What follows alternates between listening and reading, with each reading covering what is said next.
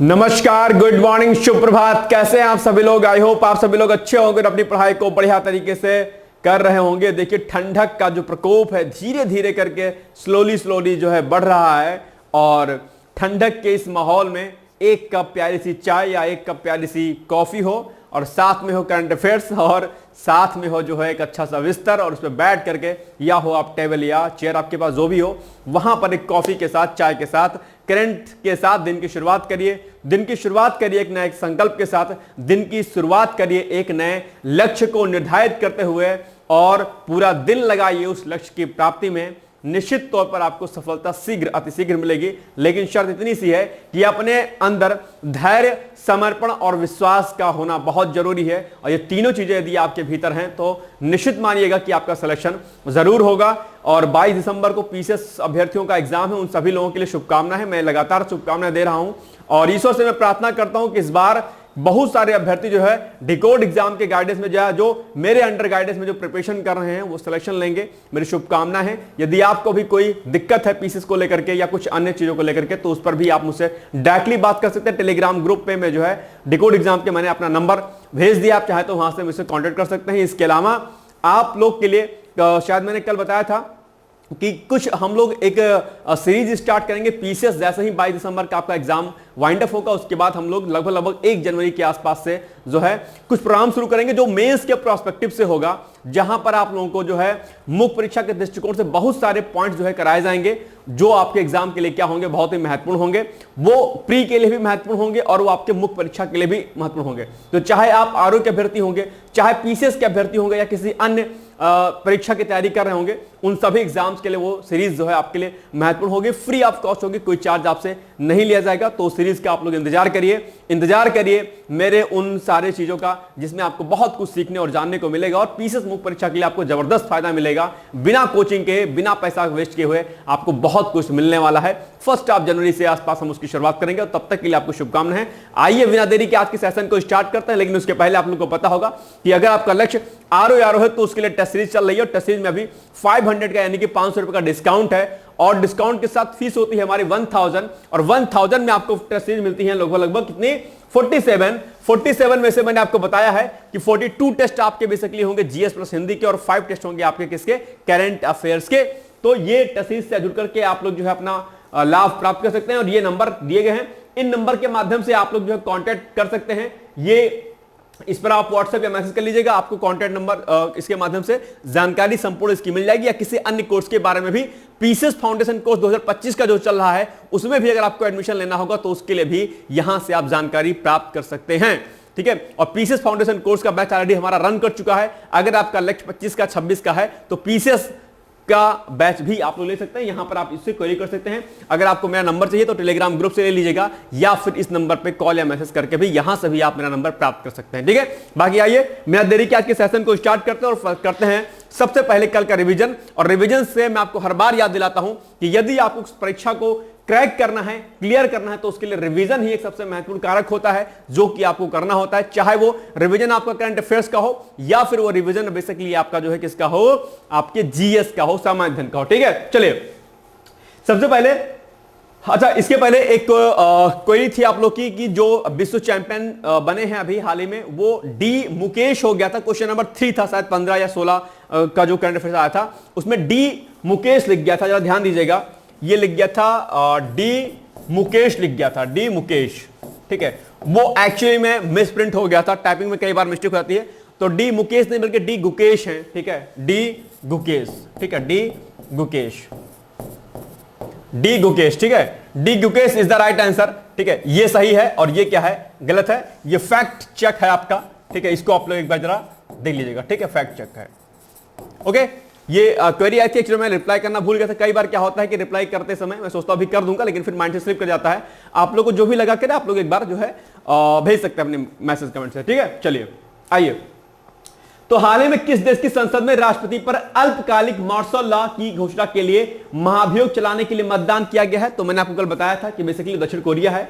ठीक है, और आजकल के बच्चे जो है ना छोटे छोटे कोरिया से बड़ा प्रेम कर रहे हैं, खासकर उत्तर कोरिया। ठीक है, मतलब क्या ही वहां क्या हो गया है कि वहां के एक्टर से बड़ा प्रेम हो गया बच्चों को। भाई सब क्या रीजन है, मतलब यूट्यूब का कारण है क्या, मुझे ऐसा लगता है। पाकिस्तानी सीरियल ठीक है। और उत्तर कोरिया कंट्री और उत्तर कोरिया के लोग जो एक्टर्स एक्टर्स हैं आज के छोटे बच्चों को बहुत पसंद आते हैं। शायद आपके घर में भी ऐसा होगा, अगर ऐसा है तो जरा बताइएगा। खैर, दूर करिए अपने बच्चों को, बेसिकली अपने घर में लोगों को अपने देश सेवा के बारे में, अपने देश प्रेम के बारे में जागृत करिए जरा। ये सब चीजें ना थोड़ी छोटी बेसिक चीजें हैं जहां पर आपको अपने बच्चों को, क्या करना है, आपके बच्चों के भीतर मूल्यों का विकास करना है। मूल्यों को विकसित करने में परिवार, समाज और शैक्षणिक संस्थाओं की क्या होती है, भूमिका होती है। और मूल्य विकसित करने में यदि 3 कार्य के रिस्पॉन्सिबल नहीं है तो हमारे संस्कार हमारे भीतर नहीं आते हैं और हम अक्सर कई बार क्या होता है गलत रास्ते पर जाते हैं। जब आप पेपर 4 पढ़ेंगे एथिक्स का, तो वहां पर आप जो है यूनिट जब फर्स्ट पढ़ेंगे तो वहां पर आप मूल्य पढ़ेंगे, मूल्य आरएस वाला नहीं, मूल्य वैल्यूज जिसको हम बोलते हैं। और उनको विकसित करने में परिवार, माता पिता, समाज और जो शैक्षणिक संस्थाएं होती हैं, यानी कि जो एजुकेशनल इंस्टीट्यूट होते हैं, चाहे वो एकेडमिक इंस्टीट्यूट हो, डिग्री कॉलेज यूनिवर्सिटीज हो या फिर वो कोचिंग इंस्टीट्यूट हो, उनका एक कार्य होता है कि न सिर्फ वो आपको पढ़ाएं बल्कि आपके अंदर अच्छे गुणों का, अच्छे मानवीय मूल्यों का समावेशन भी कराएं। और इसीलिए मैं आपको बार बार समझाता रहता हूं अच्छी अच्छी बातें, ताकि आपके दिमाग में जाएं और आप एक सभ्य समाज का जो है मार्गदर्शन करें और आप एक जो है नए वैश्विक पटल पर उभरें और देश और समाज को आगे ले जाने का काम करें। ठीक है, क्या देखिएगा, तो ध्यान रखिएगा, अगर आपके बच्चे बहुत ज्यादा किसी अदर कंट्री के बारे में मतलब एकदम वो है ना कि यार वही जाना है, वही रुकना है, वही रहना है, फलाना ढिमका, थोड़ा सा अपनी कंट्री के बारे में बताइए। आपकी कंट्री की क्या खूबसूरती है, आपकी कंट्री का क्या कल्चर है, क्या आर्ट है, क्या वेद है, क्या पुराण है, क्या शास्त्र है, क्या ईश्वर है ना, क्या अध्यात्म है, इन पर आप जो है थोड़ा सा उनकी पकड़ बनाइए। मुझे लगता है यह ज्यादा जरूरी होगा। ओके, चलिए, एक बच्ची मुझे मिली छोटी सी, हमारे यहाँ जहाँ पे मैं लैंड उस पर रहता हूँ किराए पर, तो उससे मैंने पूछा कि कौन कौन सी लैंग्वेज आती है। उसने बताया मुझे इंग्लिश आती है, कोरियन आती है, जापानीज आती है, चाइनीज आती है। मैंने कहा अच्छा, मैंने कहा संस्कृत आती है क्या? बोली नहीं आती है। अब आप बताइए कि जिसको इतनी लैंग्वेज आती है लेकिन जो मूलभूत जो साइंटिफिक लैंग्वेज है जिस पर दुनिया रिसर्च कर रही है, जो स्पेस टेक्नोलॉजी के लिए सबसे बेस्ट लैंग्वेज मानी जाती है, वो उसको नहीं आती है। इसमें किसका दोष है? क्या विद्यालयों का है, हमारे माता पिता का, या हमारा है? सबसे पहले दोष मैं आपका देता हूं, अर्थात सबसे पहले दोष माता पिता का है कि अपने बच्चों पर ध्यान नहीं देते हैं। थोड़ा ये सब चीजें आप लोग प्लीज फोकस किया करिएगा। मैंने थोड़ा अन्यथा करना मत लीजिएगा, मैंने बता दिया ताकि ध्यान रखें, क्योंकि अगर आज आप ध्यान नहीं देंगे तो चीजें क्या हो जाएंगी, दिक्कत कर जाएंगे। ठीक है, चलिए, तो राष्ट्रीय उपभोक्ता दिवस मनाया जाता है 24 दिसंबर को। हाल ही में कहां पर भूविज्ञान संग्रहालय का उद्घाटन किया गया? ये किया गया ग्वालियर में। याद रखिएगा, ये सब बातें मैं इसलिए बताता रहता हूं कि ताकि ध्यान रहे। भाई साहब एसडीएम बन जाओगे, आरओ बन जाओगे ना, लेकिन बच्चे अगर खराब निकलने हैं ना तो कहीं कुछ नहीं कल्याण होगा। तुम प्रधानमंत्री बन जाओगे, बच्चे खराब निकल गए, कुछ नहीं हो पाएगा। तो संस्कार भी लीजिए, सिलेक्शन भी लीजिए और सारी चीजें साथ में लेके चलिए। ठीक है ना? चलो, शिक्षक का बेसिकली कर्तव्य यही होता है। ये नहीं होता खाली आपको एसडीएम बना दे, एसडीएम बनाने के साथ आपको एक अच्छा नागरिक बनाए। इसलिए मैं अच्छी अच्छी बातें आपको बताता रहता हूं ताकि दिमाग में आपके रहे। चलिए, हाल ही में तीसरे विरासत साड़ी महोत्सव की शुरुआत कहां पर हुई? दिल्ली की जनपद में हुई थी। 10वां विश्व आयुर्वेद कांग्रेस और आरोग्य एक्सपो का आयोजन कहां पर हुआ? देहरादून, यानी कि उत्तराखंड। हाई कोर्ट के न्यायाधीश को पद से हटाने की प्रक्रिया नहीं थी किसमें? आर्टिकल 217 में, हाई कोर्ट के, सुप्रीम कोर्ट के। और कल हमने आपको सुप्रीम कोर्ट के न्यायाधीशों को भी पद से हटाने की प्रक्रिया के बारे में बताया था। जरा बताओ मुझे, या अपने कॉपी में नोट डाउन करो कि सुप्रीम कोर्ट के न्यायाधीशों को हटाने का जो प्रावधान है वो किस अनुच्छेद में निहित है। ठीक है, चलो आगे बढ़ते हैं। नेक्स्ट है, हाल ही में किसे चैंपियंस ऑफ द अर्थ पुरस्कार से सम्मानित किया गया? तो वो किया गया भैया माधव गाडगिल को। याद रखिएगा, किस शहर के द्वारा देश का पहला एकीकृत अपशिष्ट प्रबंधन शहर सह शिक्षण केंद्र स्थापित किया गया है? तो वो गोरखपुर में, यानी कि अपशिष्टों के प्रबंधन के लिए वहां पर एक सेंटर लगाया जा रहा है। ठीक है, लास्ट डे हमने आपसे प्रश्न पूछा था कि बहुजन हिताय बहुजन सुखाय आदर्शवाद किसका है? तो वो है ऑल इंडिया रेडियो का, यानी कि option number A is the right answer. ठीक है, चलो आइए आते हैं हम लोग आज के पहले प्रश्न पर। तबला वादक जाकिर हुसैन का निधन हो गया भैया। बहुत प्रसिद्ध व्यक्तित्व थे अपने आप में, और आप सभी लोग बचपन से जाकिर हुसैन को सुनते होंगे। जब हम लोग दूरदर्शन सुनते थे तो अक्सर जो है उनका प्रोग्राम आता रहता था। हालांकि उस समय जो है हम लोग जैसे उनका प्रोग्राम देखते थे टीवी बंद कर देते थे कि अरे यार क्या ही आ रहा है। लेकिन जैसे जैसे बड़े होते चले गए वैसे वैसे संगीत के महत्व को समझा, तबले के महत्व को समझा, और जो क्या विधा हमारी क्या संस्कृति है उसको समझा। और फिर उसके बाद जो है जो आपके जाकिर हुसैन जी है उनका सम्मान बेहतर ढंग से हमारे अंतरात्मा में उतरा। लेकिन वही बात है कि आज वो हमारे बीच में नहीं है, उनको श्रद्धा सुमन है। और तो अभी बताना आपको बेसिकली कि उनका निधन कब हो गया है? 10 दिसंबर, 11 दिसंबर, 13 दिसंबर, फिर 15 दिसंबर। तो सही उत्तर क्या होगा? सही उत्तर होगा आपका option number D. D is the right answer. ठीक है, बताओ, तबला वादक जाकिर हुसैन जी का निधन हुआ ठीक है, इतने सारे सम्मान दिए गए राष्ट्रपति द्वारा, प्रधानमंत्री जी के द्वारा, क्या हुआ कि उनको जो है बेसिकली उनको दुख उन्होंने जताया, मतलब इतने बड़े जो है व्यक्तित्व थे। ठीक है, अब आजकल आज के घर में अगर बोलो कि पापा हमको ढोल बजाना है, हमको ढोल सीखना है, हमको हारमोनियम सीखना है, पापा पहले तुम्हारी ढोल बजाएंगे कस के, फिर कहेंगे अब जाओ ढोल सीखो। मुझे कहने मेरा मतलब है कि बच्चों को अपने सपनों को जीने का हक है, यदि उनका किसी में इंटरेस्ट है तो उन्हें आगे बढ़ते जाना चाहिए, उनको प्रोत्साहन देना चाहिए, क्योंकि हर क्षेत्र में बेहतर है। लेकिन दिक्कत क्या है ना कि यूपी, बिहार, एमपी और जो है ये जो 2-3 स्टेट है ना, यहाँ पे सरकारी नौकरी का ऐसा नुस्खा है भाई साहब, नौकरी नहीं मिलेगी तो लड़की नहीं मिलेगी, नौकरी नहीं मिली तो गर्लफ्रेंड नहीं बनेगी, नौकरी नहीं लगी तो तुम्हारे घर वाले नहीं पूछेंगे, सरकारी नौकरी नहीं लगी तो कुछ नहीं होगा। ये एक मानसिकता जो यूपी की है, बिहार और एमपी उसकी है, खराब मानसिकता। मुझे इससे लगता है बाहर निकलना चाहिए और सपने को जीना चाहिए और आगे बढ़ना चाहिए। ठीक है, आपका जिसमें इंटरेस्ट होगा आप आगे बढ़िएगा, शर्त इतनी सी है कार्य वो गलत ना हो बस। ठीक है, चलिए, तो तबला वादक जाकिर हुसैन जो हैं उनका निधन हो गया है। कब हो गया है भैया? 15 दिसंबर को, ये मैंने आपको बता दिया। अब इनके बारे में कुछ एक फैक्ट जो आपके एग्जाम के लिए इंपॉर्टेंट हो जाते हैं वो देख लेते हैं। तो जन्म इनका हुआ था 9 मार्च 1951 को, 9 मार्च 1951 को, और मृत्यु हो गई 15 दिसंबर 2024 को, यानी कि अभी हाल ही में। इसके अलावा जाकिर हुसैन को भारत सरकार द्वारा कला के क्षेत्र में बेसिकली 1988 में क्या दिया गया था? पद्मश्री से सम्मानित किया गया। याद रखिएगा इस पॉइंट को। सन 2002 में उनको पद्म भूषण से सम्मानित किया गया, और अभी हाल ही में वर्ष 2023 में राष्ट्रपति द्रौपदी मुर्मू जी के द्वारा उनको पद्म विभूषण से भी सम्मानित किया गया था। 3 बहुप्रतिष्ठित पुरस्कार बेसिकली इनको क्या किया गया, उनको सम्मानित किया गया। इससे ये अपने आप में एक बड़ी जो है उपलब्धि है और निश्चित तौर पर इनका हमें सम्मान करना चाहिए। आगे, हाल ही में कहां पर एक रेस्तरां में कार्बन मोनोऑक्साइड, क्या कार्बन मोनोऑक्साइड जिसको क्या बोलते हैं, CO बोलते हैं, कार्बन मोनोऑक्साइड की टॉक्सिसिटी के कारण या विषाक्तता के कारण जो है कई सारे भारतीय नागरिकों की मौत हो गई है। तो वो कहां पर हुई है? न्यूयॉर्क में, बीजिंग में, जॉर्जिया में या फिर स्वीडन में? जल्दी जल्दी जरा बताइए। तो इसका जो सही उत्तर हो जाएगा वो हो जाएगा आपका ऑप्शन नंबर क्या, सी, जॉर्जिया में। अभी क्या हुआ, एक रेस्टोरेंट में कार्बन मोनोऑक्साइड का सेक्रेशन हुआ और वह उसकी टॉक्सिसिटी यानी कि उसके जो है बेसिकली पॉल्यूटेंट के कारण क्या हुआ कि वहां पर क्या हुआ कि लगभग 11 जो लेबर थे, व्यक्ति थे, वो क्या हो गए, वो एक्सपायर हो गए। ठीक है, ये देखिए यहां पर वही चीज मेंशन है कि हाल ही में जॉर्जिया के एक रेस्टोरेंट में कार्बन मोनोऑक्साइड विषाक्तता के कारण भारतीय नागरिकों की मौत हो गई है। और कार्बन मोनोऑक्साइड के बारे में आप लोग जानते होंगे। कार्बन मोनोऑक्साइड पर एक प्रश्न आपके बायो वाले में प्रश्न पूछा जाता है कि बेसिकली कार्बन मोनोऑक्साइड जो होता है ब्लड के साथ मिलकर के क्या बनाता है? जल्दी जल्दी मुझे कमेंट करके तुरंत बताओ। बायो में आप लोगों ने बहुत अच्छे से इसको पढ़ा होगा और मुझे पूरी उम्मीद है कि इसका जो है आपको आंसर पता होना चाहिए। ठीक है, आगे अभी बताइए, तब तक हम आगे बढ़ते हैं। यह एक रंगहीन गैस है। ठीक है, कई बार क्या होता है कैरेक्टरिस्टिक्स के बारे में पूछ लेता है आपके किसी भी तत्व के बारे में। तो यह रंगहीन गैस है। आप लोगों ने लैब में अगर प्रैक्टिकल किया होगा ना केमिस्ट्री में, अगर आपने बीएससी की होगी या फिर आपने +2 किया होगा तो लैब में आप लोगों ने खूब प्रैक्टिकल किया होगा। कुछ लोग तो होम सुहा करके खूब सारा जलाए होंगे। किसी ने क्या कहते हैं कोई केमिकल मिला के देखा होगा ना, ये रंगहीन गैस है, ये गंधहीन गैस है, ये कैसी गैस है, इसका मेल्टिंग पॉइंट कितना है, सब चेक किया होगा आप लोगों ने ना, है ना। टाइटर वो क्या कहते हैं और बहुत सारे चीजें आपने जो है वहां पर की होंगे, टाइट्रेशन वगैरह किया होगा। यह गैस हवा से यह गैस हवा से थोड़ी सी क्या होती है, हल्की होती है, राइट। ऊंची सांद्रता यानी कि आपकी हाई कंसेंट्रेशन होती है इसकी। हाई कंसेंट्रेशन में यह मनुष्यों और जानवरों के लिए क्या है, विषाक्त है यानी कि टॉक्सिक है अपने आप में। हालांकि कम मात्रा में यह कुछ सामान्य जैविक कार्यों के लिए उपयोगी भी साबित होती है, लेकिन बेसिकली ये जो है हार्मफुल गैस है। कार्बन मोनोऑक्साइड बहुत ही जहरीली गैस है अपने आप में और दम घोट देती है बेसिकली। ठीक है, दम घोटू गैस है।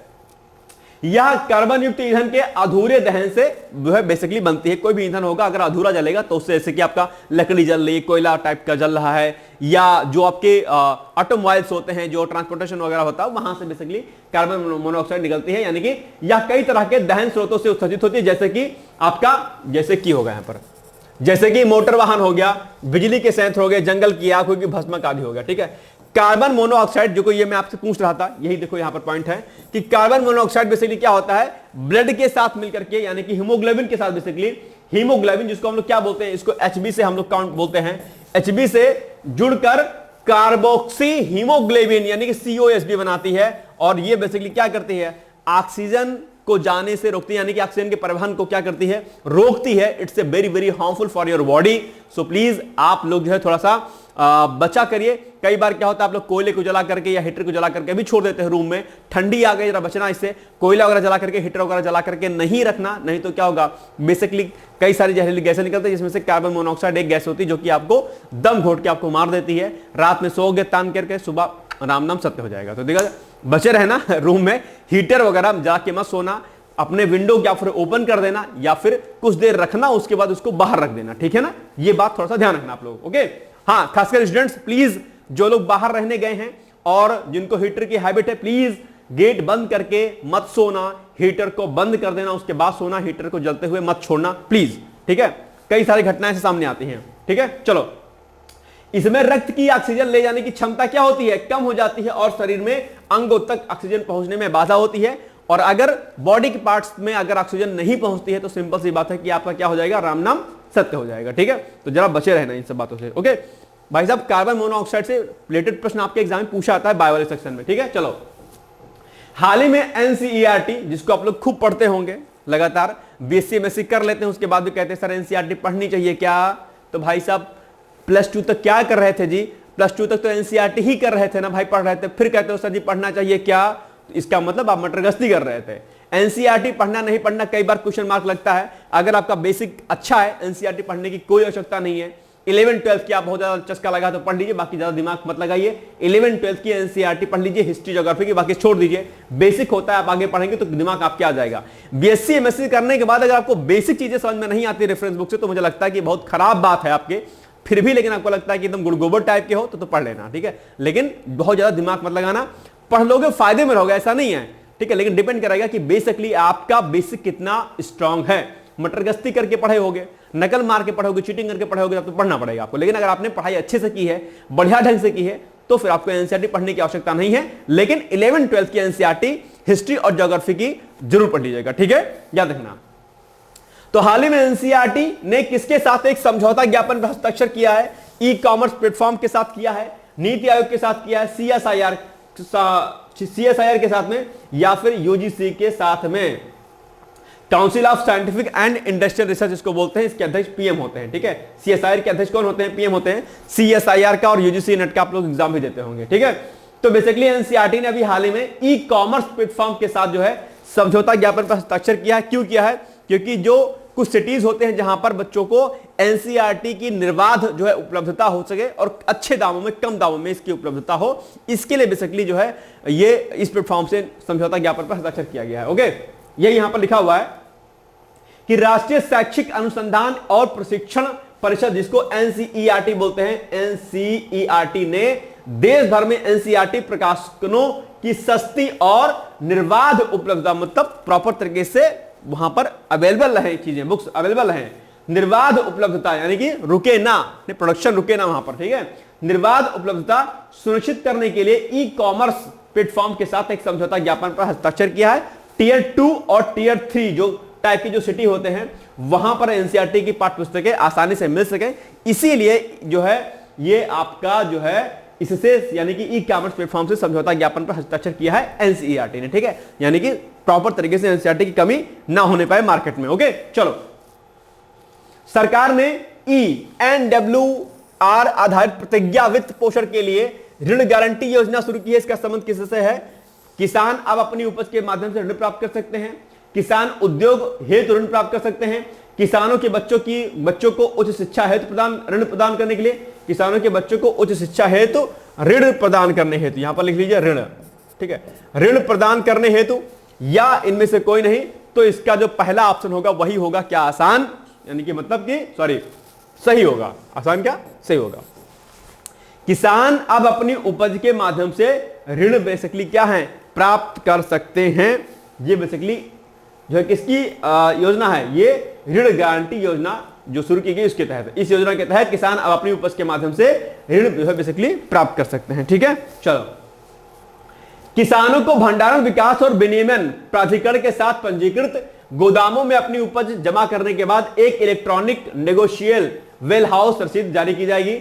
इस रसीद का उपयोग बैंकों और अन्य ऋण देने वाली संस्थाओं से कम ब्याज वाले ऋण प्राप्त करने के लिए डिफॉल्ट के खिलाफ गारंटी के रूप में जो है किया जा सकता है।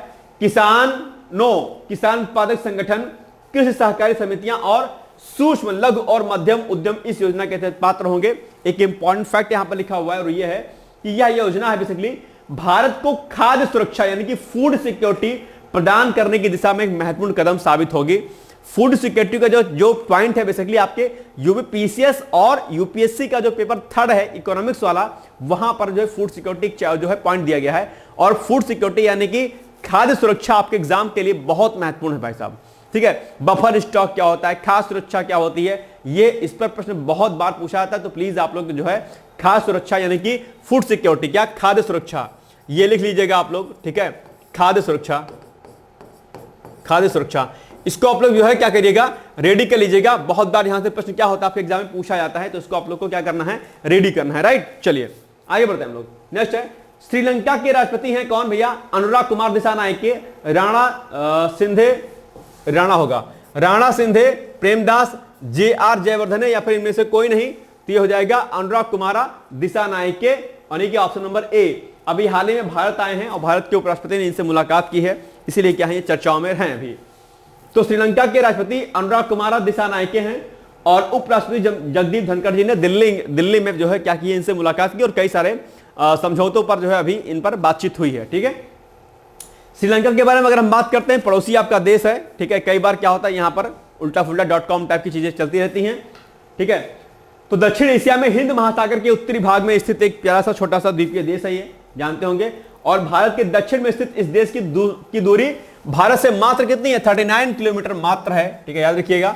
और लंका के आगे सम्मान सूचक शब्द श्री जोड़ करके श्रीलंका कर दिया गया। और हमने आपको कई बार पिछले कई महीनों में हमने आपको बताया है कि ये जो सम्मान सूचक शब्द श्री लगाया गया, ये कब लगाया गया, ये भी हमने आपको डेटा बताया था आपको, राइट। श्रीलंका में वैद्या जनजाति पाई जाती है, कई बार आपके एग्जाम में पूछा जा सकता है, इंपॉर्टेंट भी है। पाक जल संधि भारत श्रीलंका के मध्य में ही है, यह भी आप जानते होंगे। दूसरा, श्रीलंका में भारत की मदद से आधार कार्ड बेसिकली बनाया जाएगा अभी, ठीक है, ये इंपॉर्टेंट पॉइंट है। तो आपके एग्जाम में प्रश्न यहीं से पूछ लेगा कि अभी हाल ही में भारत की मदद से किस देश में आधार कार्ड बनाया जाएगा, आप कहेंगे आपका सुंदर सा प्यारा सा देश कौन सा है, श्रीलंका, रावण जी वाला, ठीक है। नेक्स्ट है श्रीलंका के राष्ट्रपति अनुराग कुमार दिसानायके की यह भारत की पहली भारतीय या पहले नहीं पहली कर दीजिए भाई साहब, आज बड़ी मिस्टेक है यार, टाइपिंग मिस्टेक कुछ ज्यादा हो गई आज, क्षमा प्रार्थी इसके लिए। श्रीलंका के राष्ट्रपति अनुराग कुमार दिसानायके की यह पहली भारत यात्रा है बेसिकली, तो इसलिए भी यह इंपॉर्टेंट आपके लिए हो जाता है कि पूछ लेगा कि श्रीलंका के राष्ट्रपति कौन है, ठीक है। तो 2-3 फैक्ट आपके मैंने बताया, इसको आप लोग क्या कर लीजिएगा, नोट डाउन कर लीजिएगा अपनी कॉपी में, ठीक है ना। चलो नेक्स्ट है हाल ही में भारतीय डाक दूरसंचार लेखा एवं वित्त सेवा ने अपना कौन सा स्थापना दिवस मनाया, 49वां, 50वां, 51वां या फिर 52वां, तो बनाया 50वां, ठीक है, यानी कि ऑप्शन नंबर बी हो क्या हो जाएगा, सही उत्तर हो जाएगा, ठीक है।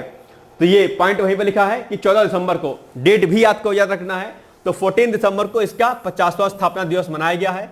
और अगर हम दिसंबर के कुछ महत्वपूर्ण दिवसों के अगर बारे में बात करते हैं तो 1 दिसंबर को विश्व एड्स दिवस होता है, ठीक है। और एड्स जो होता है, एचआईवी वायरस जो होता है, उसकी टारगेटेड सेल क्या होती है, T4 लिम्फोसाइट होती है, यानी कि जो एचआईवी वायरस होता है वो क्या करता है, वो T4 लिम्फोसाइट पर टारगेट करता है। एचआईवी वायरस बेसिकली जो है वो किसी को मारता नहीं है, ध्यान रखना। ये जो रोग है बेसिकली क्या करता है, ये आपके इम्यून सिस्टम को वीक करता है, ध्यान रखिएगा।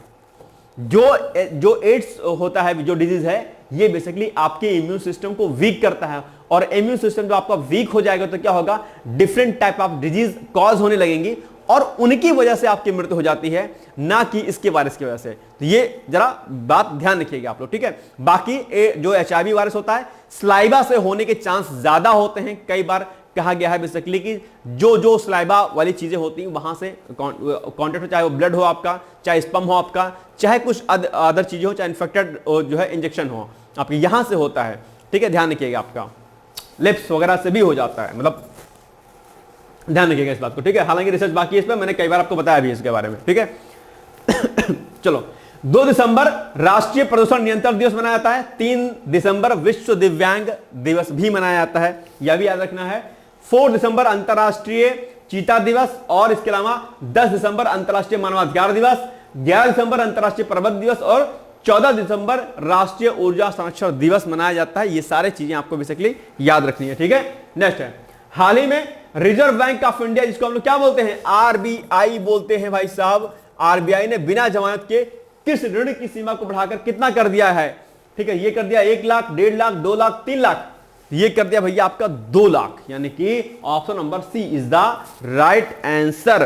पहले कितना था ये ऋण? पहले था भैया आपका 1,60,000 होगा समथिंग, है ना, आई थिंक। हाँ, तो अभी हाल ही में रिजर्व बैंक ऑफ इंडिया ने बिना जमानत के किस ऋण की सीमा को 1,60,000, देखो पहले था 1,60,000, अब इससे क्या किया है, बढ़ा दिया है और अब कर दिया है 2 लाख। कितना?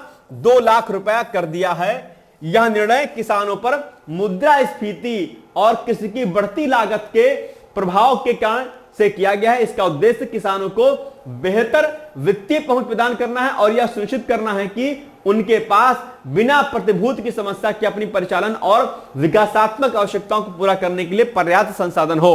यानी कि किसानों के हित में बेसिकली ये इस ऋण को जो है बढ़ाया गया है, बिना जमानत ऋण की योजना को बढ़ाया गया है, जिससे न सिर्फ जो है किसान अपने आप को जो है कहीं ना कहीं खड़ा पाएंगे, यानी कि एक तरीके से अपने आप को सशक्त पाएंगे, बल्कि अपनी उपज को बढ़ाने के लिए भी इसका उपयोग कर पाएंगे और फिर आय दुगनी करने की जो बात सरकार कहती है, उससे किसानों की आय दुगनी करने भी उनको सहायता मिलेगी। ठीक है, आगे आरबीआई की स्थापना की बात करते हैं, सभी लोग जानते होंगे 1 अप्रैल 1935 को हुआ। मुख्यालय पहले इसका कोलकाता में था, शायद उसके बाद में फिर मुंबई कर दिया गया, यह भी आप जानते होंगे। इसके अलावा गवर्नर कौन है? अभी संजय मल्होत्रा हैं, यह भी आप लोग जो है जानते होंगे। ठीक है, चलिए आगे बढ़ते हैं। अब आज का प्रश्न आपके सामने, ये अंतरराष्ट्रीय चीता दिवस मनाया जाता है, कब मनाया जाता है? इसका आप लोग उत्तर दीजिएगा 4 दिसंबर, 7 दिसंबर, 8 दिसंबर या फिर 9 दिसंबर। मुझे पूरी उम्मीद है कि आप इसका उत्तर क्या होंगे जरूर देंगे और जरूर से देना भी आपको चाहिए। इसके अलावा एक इंफॉर्मेशन आपको देनी है, वो ये है कि यूपी पीसीएस 2025 फाउंडेशन कोर्स क्या है, लॉन्च हो चुका है डिकोड एग्जाम पर, जहां पर आपको रिकॉर्डेड वीडियो लेक्चर्स मिलेंगे, शेड्यूल मिलेगा, शेड्यूल के अकॉर्डिंग आपकी क्लासेस होंगी। 9 महीने की आपकी जो है कोर्स की वैलिडिटी होगी, मतलब कोर्स खत्म हो जाएगा।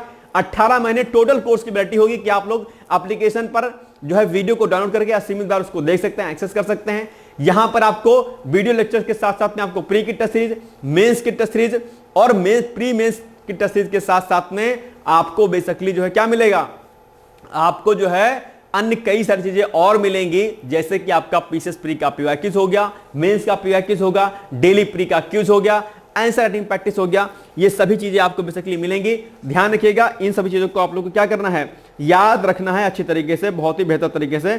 और इसके लिए बेसिकली आप लोग जो है अपनी क्वेरी कर सकते हैं। इसके लिए आप चाहें तो जो है मेरे कॉन्टेक्ट नंबर पर भी संपर्क कर सकते हैं, जिसको मैंने अभी परसों नोट्सों में 2 दिन पहले कॉन्टेक्ट नंबर अपना टेलीग्राम ग्रुप पर मैंने मेंशन कर दिया था डिकोड एग्जाम के, तो वहां से जाकर के स्क्रॉल कीजिएगा, मेरा नंबर आपको वहां पर मिल जाएगा कि अगर आपको पीसीएस, यूपीएससी या आरओ से संबंधित कोई भी जानकारी या एडमिशन लेना है तो उसके लिए आप मुझसे संपर्क कर सकते हैं। ठीक है, तो टेलीग्राम पर जाइएगा, देख लीजिएगा वहां पर। ओके, चलिए बाकी निबंध अभ्यास प्रश्न है, जलवायु परिवर्तन के दौर में कृषि, ये आपके सामने एक एस्से है, इस पर आप लोग लिखिएगा। इससे कोई समझ में नहीं आएगा तो मुझे बताइएगा। निबंध पर कई बार क्वेरी आ रही है कि सर बता दीजिए, ये पीसीएस का एग्जाम 22 को हो जाए, उसके बाद हम लोग निबंध वगैरह पर चर्चा किया करेंगे, कैसे लिखना है, आपको कैसे कैसे नहीं करना है। तो थोड़ा सा इंतजार कर लीजिए, निबंध वाले अभ्यर्थी जो भी हैं, आपसे क्षमा प्रार्थी कि अभी मैं नहीं करा रहा हूं, लेकिन ये शुरू हो जाएगा आपका। ठीक है, चलिए, तो ये हो गया आपका महत्वपूर्ण करंट अफेयर्स आज का। आई होप कि वीडियो हमारा अच्छा लगा होगा, और ये वीडियो प्लीज आप लोग जो है, जो भी आपके साथी हो, दोस्त हो, उन तक ये वीडियो हमारा पहुंचा दीजिए, ताकि सभी अभ्यर्थियों को इसका बेनिफिट मिलता रहे।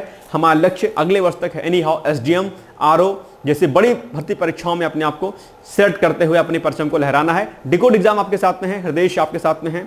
मस्त रहिए, व्यस्त रहिए, अपनी सेहत का ध्यान रखिए। आपका सेहत हमारे लिए महत्वपूर्ण है, आपका स्वास्थ्य हमारे लिए महत्वपूर्ण है, आप हमारे लिए महत्वपूर्ण है, आपकी जरूरत हमारे है। All the best and thank you so much, bye bye, take care.